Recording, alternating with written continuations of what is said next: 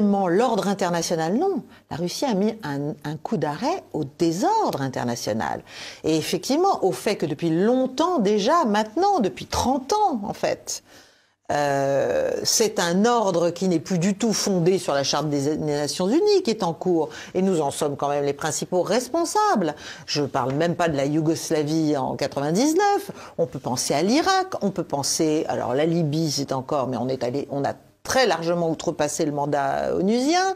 La Syrie, n'en parlons pas. Enfin, je veux dire, l'Occident passe sa vie à intervenir en contravention totale de la Charte des Nations Unies, en autosaisine, sans mandat, au gré de ses desiderata propres.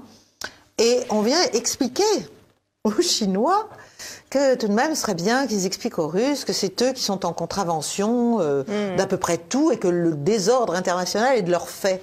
Mais c'est exactement l'inverse. Je pense que ce qui s'est passé là, en Ukraine, même si l'invasion n'aurait pas dû avoir lieu, bien sûr, il y a une entrée sur un territoire étranger et dit souverain, sauf que les républiques avaient été reconnues, même formellement, quelques jours avant, et que c'est une longue histoire. Mais au-delà de ça, c'est en fait à partir de là, à partir de maintenant, qu'on peut soit continuer la fuite en avant, et ça va aller très très loin, soit revenir à des principes. Et c'est ce que les Chinois ont proposé dans leur plan en 12 points. Revenir à des principes qui sont en fait ceux de la Charte des Nations Unies. Mais l'extraterritorialité du droit américain, pourquoi est-ce qu'on est dans la dédollarisation de l'économie et qu'elle arrive de plus en plus? Mais parce qu'en fait, c'est une réaction bien sûr à ce que les Américains appellent l'ordre mondial fondé sur des règles. C'est plus des lois, c'est plus une charte. C'est des règles. Mais qui édicte les règles? C'est eux. Donc, l'extraterritorialité est devenue tellement forte et tellement contraignante pour tout un tas d'États et tellement asphyxiante qu'on a cette bascule du monde, qu'on a cette nécessité pour tout un tas de pays de reprendre de l'air, de reprendre de l'autonomie et donc de trouver des moyens financiers et monétaires qui leur permettent d'échapper à, en fait, ce qui est l'inverse de la Charte des Nations Unies ou de ce qu'on peut... Donc, on est, si vous voulez, là, on est dans un discours qui est pour moi un discours fantasmé, un discours qui est qui démontre qu'on vit dans une réalité alternative. On a le sentiment ces derniers jours, ces dernières semaines même, que l'OTAN intervient moins, médiatiquement parlant, j'entends, les États-Unis aussi, sur toute cette question du conflit ukrainien. Est-ce qu'il faut y voir un sens, une tendance ? L'OTAN, elle est mise de toute façon de fait face aux limites de ses possibilités. On le voit dans les fournitures d'armement, on le voit dans la manière dont et donc certains pays européens, via l'OTAN, sont assez opposés à la manière dont les Ukrainiens utilisent les fournitures en train d'arriver, puisqu'en fait l'OTAN, là, elle va jouer par proxy, bien sûr, toujours aux frais humains des Ukrainiens, elle va jouer un peu son va-tout, c'est-à-dire il y a l'histoire de ce qu'on appelle ce qu'on attend comme le Messie, si j'ose dire, côté occidental, c'est-à-dire la contre-offensive ukrainienne qui prouverait enfin que l'Ukraine a quelque chose finalement à négocier. A quelque chose à négocier dans ce qui va à un moment donné être les bases d'une cessation des hostilités. Or, pour l'instant, l'Ukraine est très, très, très, très mal en point. Donc, tout est fait pour la mettre en situation de pouvoir. Alors, la question, c'est où va-t-elle faire porter son effort? Est-ce que c'est dans la région des Zaporogie? Est-ce que c'est plus au sud? Est-ce que ça va être des attaques contre la Crimée, ce qui, moi, me semblerait totalement délirant et totalement fou? Est-ce que ça va être Odessa? Est-ce que ça... Bon, il y a un certain nombre d'hypothèses. Mais je pense qu'on est en train de fourbir ce qui nous reste d'armes et de stocks. Mais quand on comprend la disproportion entre les munitions, par exemple, pour ne parler que de ça, mais c'est la même chose pour les chars, c'est la même chose pour tout, du côté russe et du côté occidentalo-ukrainien, on va dire, on est très très inquiet. Hein, parce que c'est toujours de 1 à 8. Voilà. C'est comme les pertes. C'est comme les pertes, les morts et les blessés. Mais pourtant, c'est de 1 à 8. Je ne remets pas en cause ce que vous me dites, mais pour autant, c'est à peu près l'inverse qu'on entend dans les médias. Mais bien sûr, parce qu'on ne veut pas parler du réel. Parce que si on parle du réel, on est obligé de se rendre compte qu'on est allé trop loin, qu'on n'aurait jamais dû faire en sorte de tout faire pour que la Russie intervienne, etc. Elle est intervenue et maintenant, après une phase un peu compliquée les 2-3 premiers mois, elle est en train d'acquérir un rythme qui va lui permettre de tenir lourdement et longtemps. Comme en témoigne d'ailleurs le siège de Bakhmout qui dure depuis... longtemps. Donc là, là, si vous voulez, si on parle ne serait-ce que des morts. Bon, en ce moment, en Ukraine... et dans la région de Bakhmout notamment, c'est entre 300 et 500 morts et blessés ukrainiens par jour. Côté russe, je ne parle pas de Wagner, côté force russe, c'est entre 50 et 100. Oui. Après, les troupes russes sont peu engagées, elles ont beaucoup laissé Wagner travailler. Exactement, mais c'est pas pour rien. Ils l'ont fait on purpose, ils l'ont fait sciemment. Si vous regardez les obus, là, les Russes ont beaucoup diminué leur rythme, beaucoup, parce qu'ils sont arrivés, j'allais dire, je pense, aux limites de production industrielle pour l'instant, en tout cas. Et donc, ils se mettent... Mais enfin, c'est quand même de 1 à 10, toujours. Et Vladimir Poutine a annoncé un gros plan de fabrication de munitions pour les années à venir. Mais même là, en ce moment, avant, c'était... je ne veux pas dire de bêtises parce que je les ai plus là, je les ai pas notés, mais je les ai de ces chiffres. Mais on est toujours, on est toujours dans un rapport, oui, de 1 à 8, 1 à 10 de munitions. Donc comment voulez-vous qu'ils y arrivent ? Alors justement, on a aussi eu cette valse des munitions occidentales, otaniennes, pour l'Ukraine. Au final, on se rend compte qu'entre les promesses et la réalité, c'est très différent. On se rend compte que sur le terrain, sur le plan logistique, c'est plus compliqué que ça, parce que on voit que Bakhmout, par exemple, est quasiment prise en tenaille. Oui. Donc pour acheminer les armes sur le plan concret, exactement, c'est très compliqué. C'est très compliqué aussi. La logistique est le nerf de la guerre. Et le nerf de la guerre, oui, tout autant que l'argent. Enfin, bien sûr, il faut de l'argent pour avoir des armements et pour entretenir des troupes. Mais la logistique est évidemment fondamentale. Fondamentale. Et là, c'est les limites. C'est les limites, c'est qu'il faut qu'en fait, et notamment les chars et les choses comme ça, sont pour l'instant essentiellement en Pologne. Enfin, tout ça arrive au compte-gouttes parce que derrière, il y a des exigences de maintenance, des exigences de maintenance qui nécessitent des troupes, qui nécessitent des gens et qui donc sont des vulnérabilités.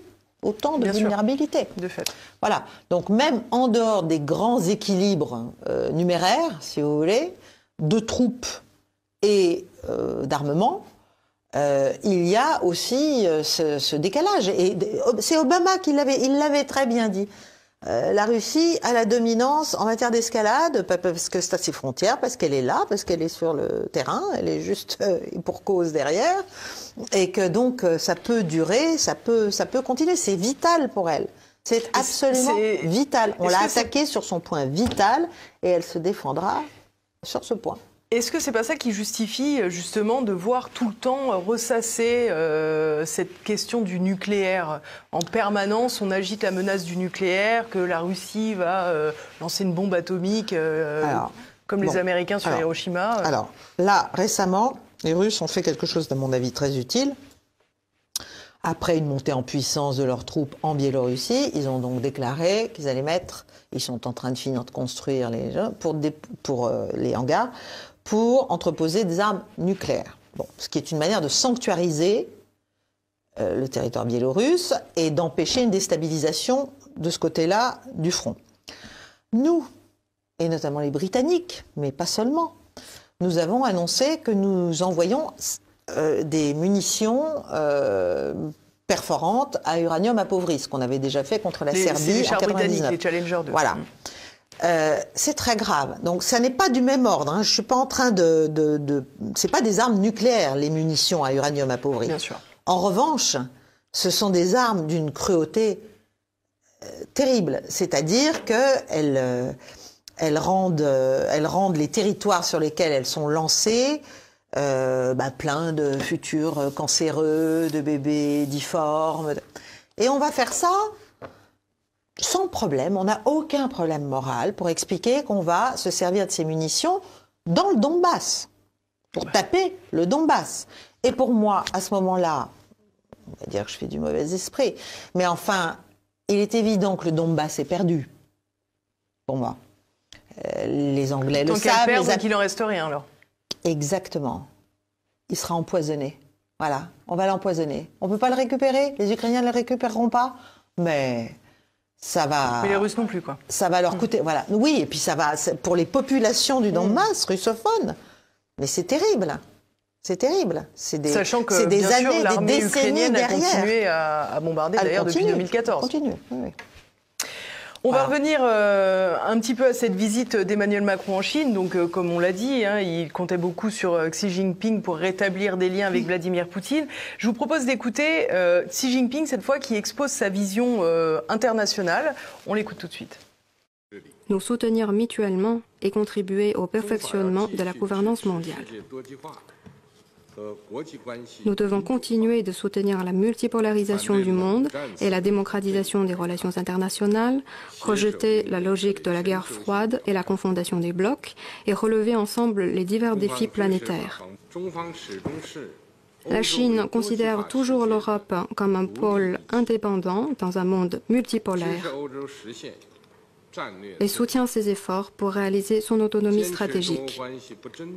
Les relations sino-européennes ne visent aucune tierce partie, ne dépendent d'aucune tierce partie, ni ne se soumettent à aucune tierce partie. Nous sommes sûrs que la partie européenne développera ses relations avec la Chine en toute indépendance. Alors c'est un extrait qui, à mon sens, est très intéressant. D'abord parce qu'il vient bousculer un ordre mondial qui était un peu plus dicté par l'Occident jusque-là, notamment sur une forme de bipolarisation, pour ne pas dire d'une simple hégémonie américaine d'ailleurs. Et puis c'est amusant de l'entendre expliquer qu'il n'y a pas d'intermédiaires qui doivent se situer entre la Chine et l'Union européenne dans les relations bilatérales, quoi. C'est ça, c'est-à-dire que c'est le président chinois qui explique à Emmanuel Macron ce qu'il devrait faire, en gros. C'est donc l'inverse est totalement hors de propos. De toute façon, la récente visite de Xi Jinping en Russie a été très claire. Ils ont dit, nous sommes les deux puissances. Non seulement nous allons nous rapprocher considérablement, mais nous sommes les deux puissances qui sont les bâtisseurs et les garants de ce nouvel ordre multipolaire international. Donc, c'est clair. Là, il explique à Macron, bon, soyez un peu plus indépendants. Donc, c'est extraordinaire parce que c'est très hypocrite. Tout le monde sait que l'Europe est totalement vassalisée. Tout le monde le sait. Mais il lui explique, mais enfin, essayez de faire quelque chose. Tout seul, là. Vous êtes entre les Américains et nous. Profitez-en, faites quelque chose. Donc, il l'engage à l'autonomie ou à l'indépendance, même à l'échelle européenne. Je parle même pas de la France. Donc c'est très subtil, voilà, c'est très habile. On a le sentiment que la Chine, que c'est l'année de la Chine parce que on a vu il y a très peu de temps un rapprochement historique entre l'Arabie Saoudite et l'Iran scellé par le président chinois. On se dit finalement quel talent que l'Europe n'a plus. Et tout particulièrement la France. L'Europe. Non, mais la France ne veut plus jouer les médiateurs. Elle aurait pu le faire sur ce conflit. Enfin, les dirigeants français, en tout cas. Les dirigeants français, oui. Les dirigeants français actuels, mais ça fait déjà un petit moment quand même, quand on entend François Hollande expliquer à quoi a servi Minsk, si vous voulez, c'est quand même très très inquiétant sur le poids de la signature française. C'est ça. Bon. En revanche, la Chine, oui, bien sûr, est en train de prendre la place des États-Unis. C'est-à-dire, elle veut être, elle aussi, un honest broker, mais plus que ça. Dans toute l'autre partie du monde. Donc là, oui, c'est le deal, enfin c'est le rapprochement Iran, Arabie Saoudite. Mais il faut savoir que ça n'a pas commencé là. Ça a commencé il y a plus de 2 ans. Et ça a commencé à l'initiative des Irakiens. Donc c'est la fin d'un processus de pourparlers, de rounds différents, etc., etc. Donc les Chinois récupèrent la chose parce qu'il y a des enjeux économiques, énergétiques importants, parce que les Saoudiens ont compris maintenant qu'ils devaient eux aussi commencer d'abord à échapper à l'instabilité, d'abord sortir de la guerre du Yémen qui ne leur rapporte rien, leur coûte cher et les empêche de se stabiliser économiquement. Sur le plan des droits de l'homme, en revanche, la communauté internationale les embête pas trop. Hein. Mais non, mais ça, c'est le 2 poids 2 mesures perpétuel. Nous avons un problème avec les Ouïghours, mais en revanche, les exécutions saoudiennes, ça pose pas vraiment de problème. Enfin, ça, c'est, si vous voulez, de toute manière, ça n'est pas comme ça qu'on peut faire de la véritable diplomatie. Les Saoudiens ont des objectifs, ils ont compris que l'instabilité régionale les desservait désormais, que l'Amérique ne les protégeait plus, et qu'il faut donc revoir tout ça.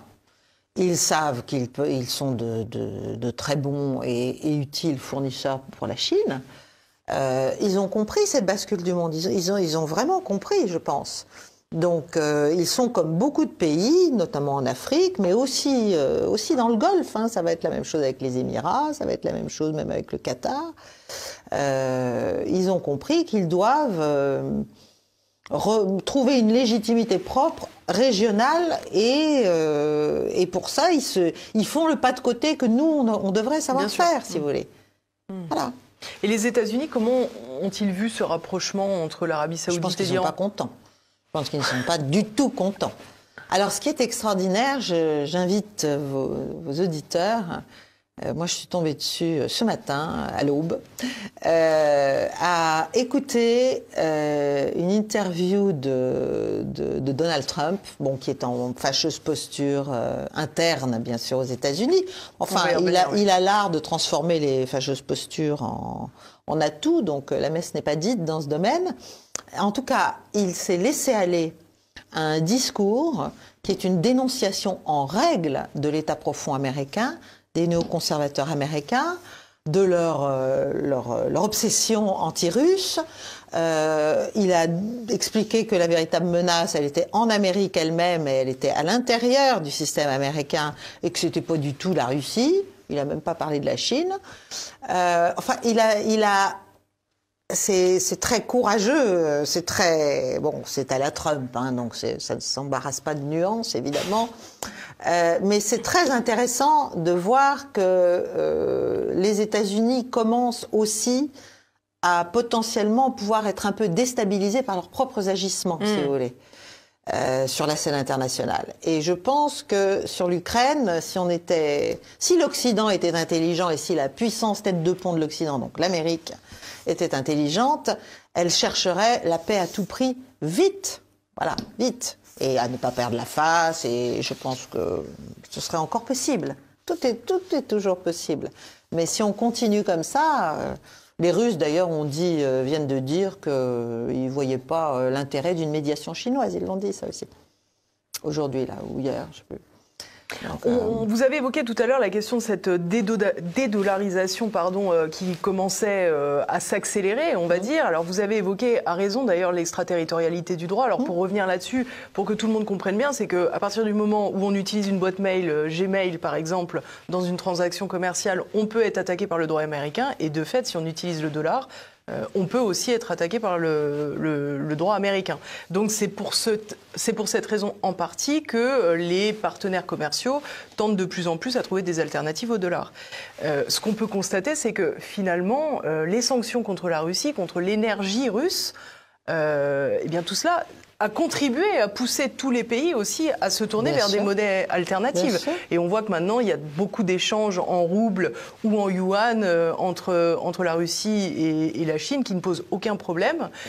Et là encore, les Américains, finalement, se sont tirés une balle dans le pied, quelque part. Tout à fait. Ah, mais moi, je suis convaincue que, en fait, quand on prétend avoir un ordre international assis sur des règles, mais qu'on s'arroge le rôle exclusif de celui qui définit ces règles-là, qu'on se sert de la domination évidente depuis fort longtemps du dollar dans les échanges internationaux, donc monnaie de réserve, monnaie d'échange, monnaie de tout, pour précisément commencer à édicter, à mettre en œuvre des politiques de pression et de destruction et de déstabilisation sur tout un tas d'États. C'est le cas de la Russie, c'est le cas de l'Iran.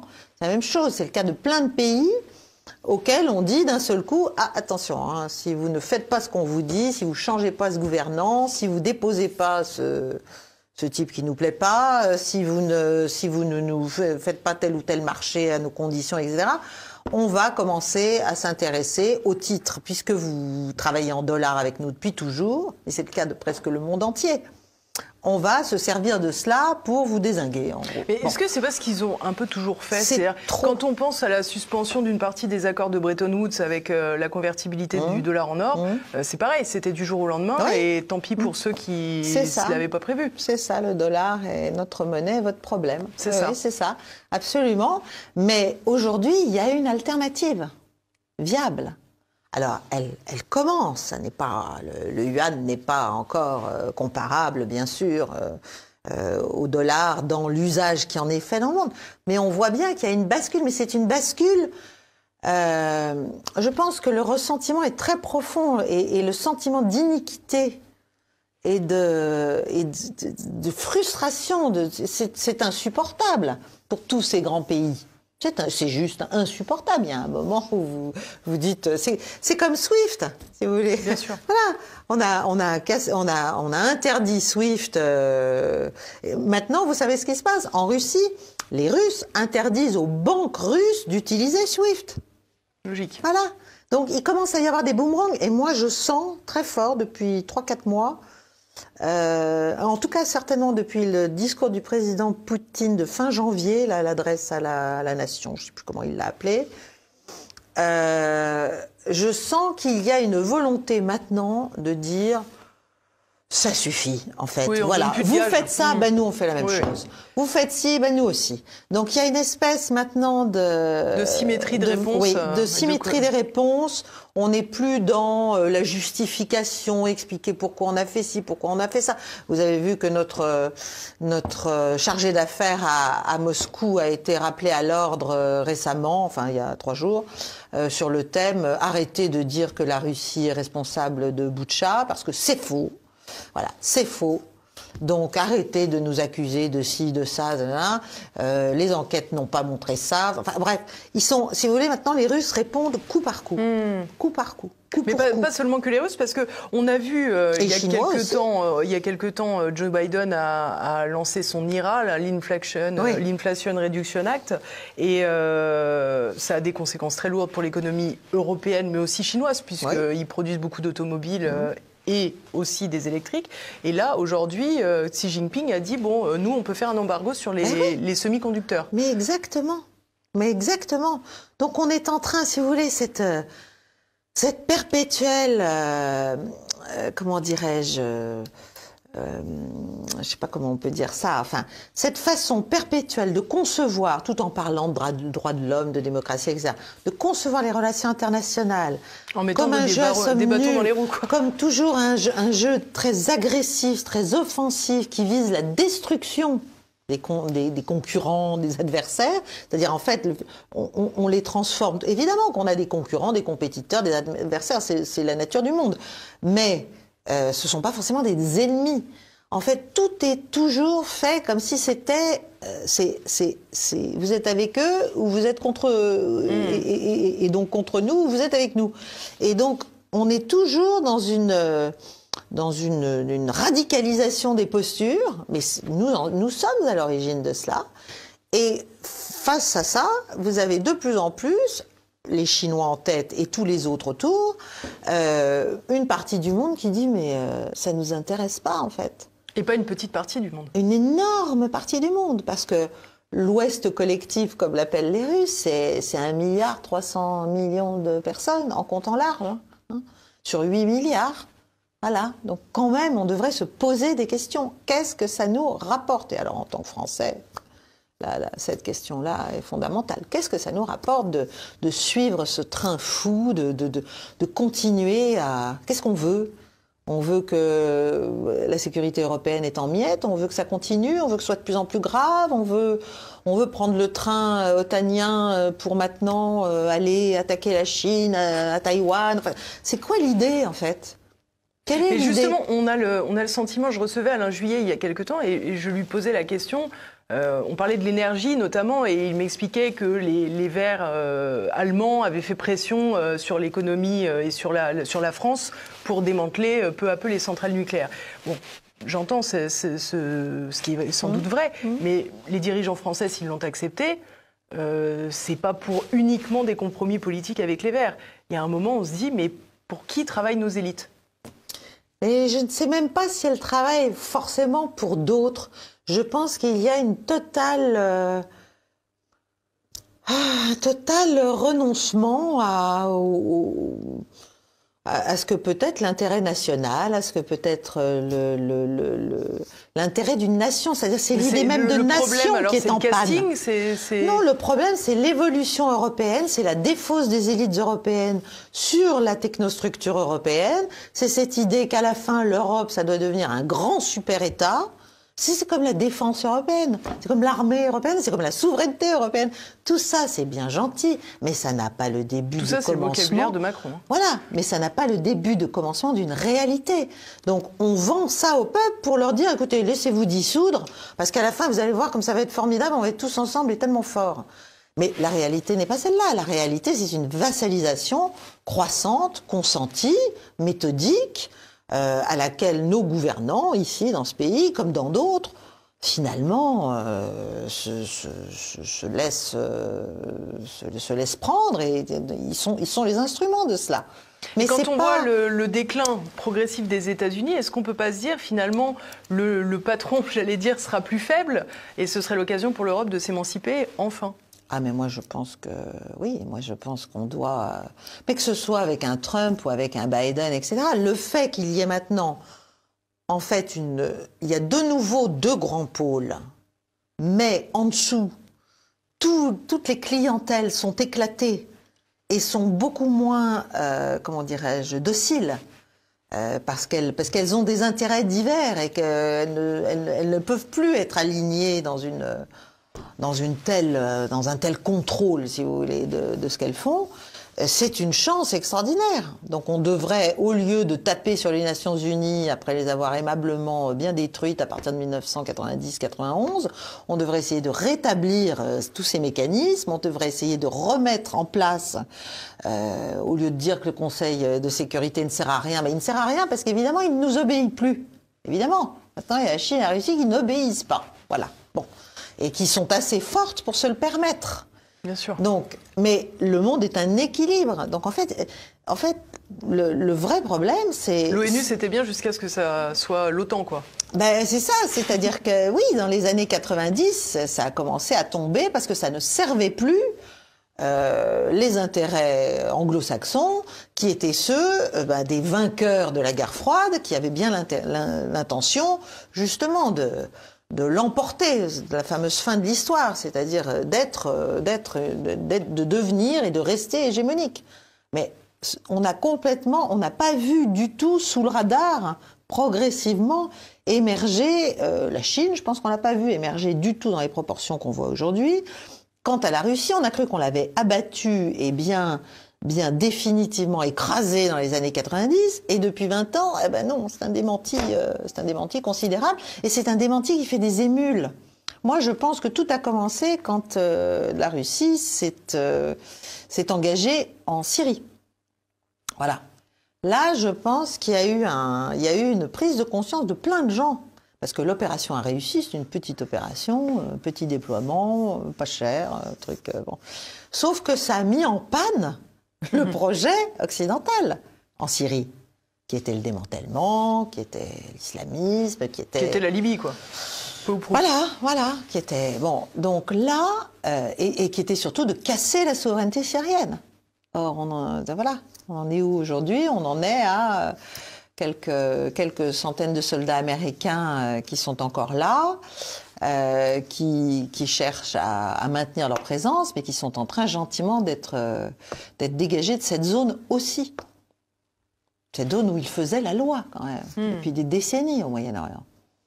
Comment vous voyez les mois qui viennent autour de ce conflit ukrainien notamment? Est-ce qu'on va avoir une opération concentrée sur un territoire comme vous l'avez un peu évoqué tout à l'heure? Est-ce qu'au contraire l'Ukraine va reculer? Comment vous voyez les choses? Moi, je pense que militairement, je pense de toute façon que tout ce qui est...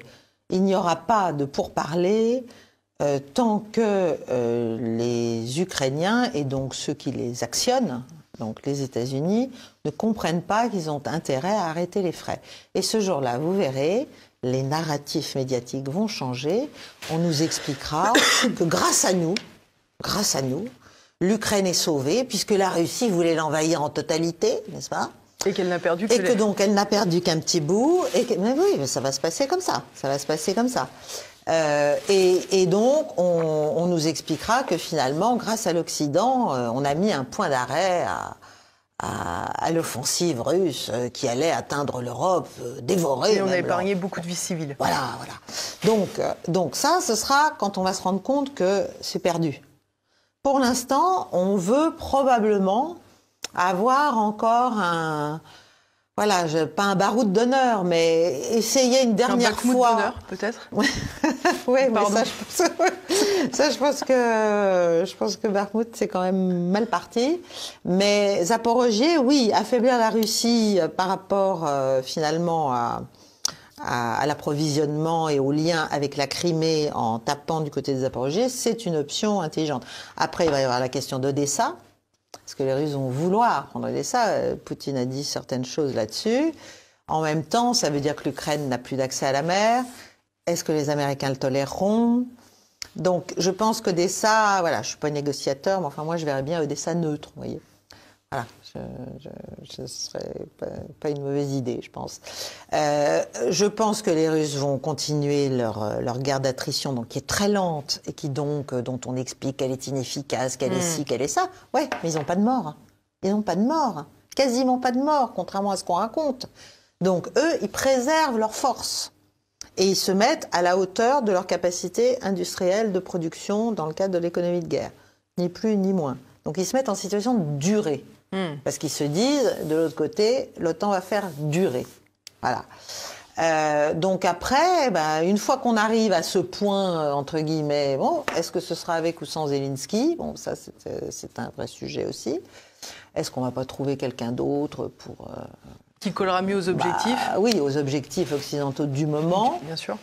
Voilà, moi je pense que malheureusement on est allé extrêmement loin dans l'escalade côté occidental pour ne pas perdre la face, et la Russie maintenant a pris le mors aux dents. Donc non seulement je pense qu'ils vont conserver le Donbass et la Crimée, mais ils vont certainement aller au-delà pour pouvoir éventuellement après reculer et faire quelques concessions. Mais derrière tout ça, la typiquement question... Odessa. Oui, Odessa, ou même une bande qui serait une zone tampon. C'est l'intérêt de l'Ukraine et sa sécurité, c'est qu'elle soit tampon. Bien sûr. Bon, à partir du moment où on n'en fait plus un tampon, il faut qu'il y ait un petit bout, ils sont un tampon. De toute façon, il va falloir un tampon. Bon.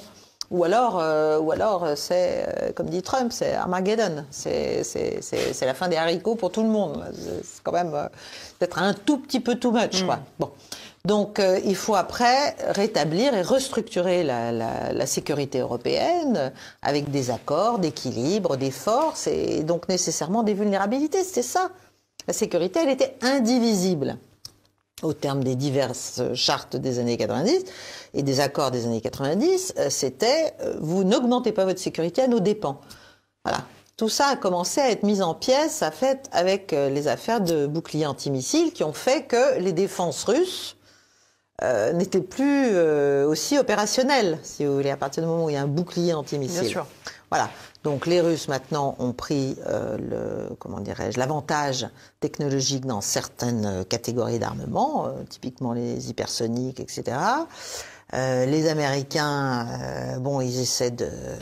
Là, ils ont lancé encore un grand plan de réarmement. Mais avec une économie qui va mal. Avec une économie qui va mal, avec une société qui va aussi assez mal. Et bon, enfin, moi, je ne crois pas non plus que l'Empire va mourir, si vous voulez. Je pense que simplement, il n'est plus tout seul sur la planète. Voilà, et il suffirait de trouver des moyens d'être ensemble. Alors, je passais pour une colombe complètement naïve et stupide, mais je pense que voilà, il ne s'agit pas d'annihiler l'autre, forcément. Il a aussi le droit de vivre. Voilà. Et l'Europe aurait toute sa place à prendre, et la France aurait certainement toute sa place à prendre, parce que nous devons être, par essence, par nature, par vocation et par intérêt, nous devons être non alignés. Nous n'avons pas à nous aligner sur quiconque.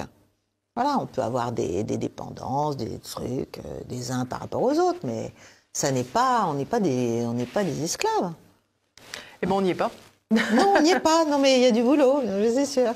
Je vous remercie infiniment, Caroline Galacteros, d'être venue jusqu'à nous encore une fois. Merci à tous de nous avoir suivis. N'oubliez pas, si vous ne l'avez pas déjà fait, je compte sur vous pour commenter cette émission, éventuellement poser des questions, faire des suggestions. Je réponds toujours à vos commentaires. N'oubliez pas non plus de cliquer sur le pouce en l'air, ça améliore l'algorithme.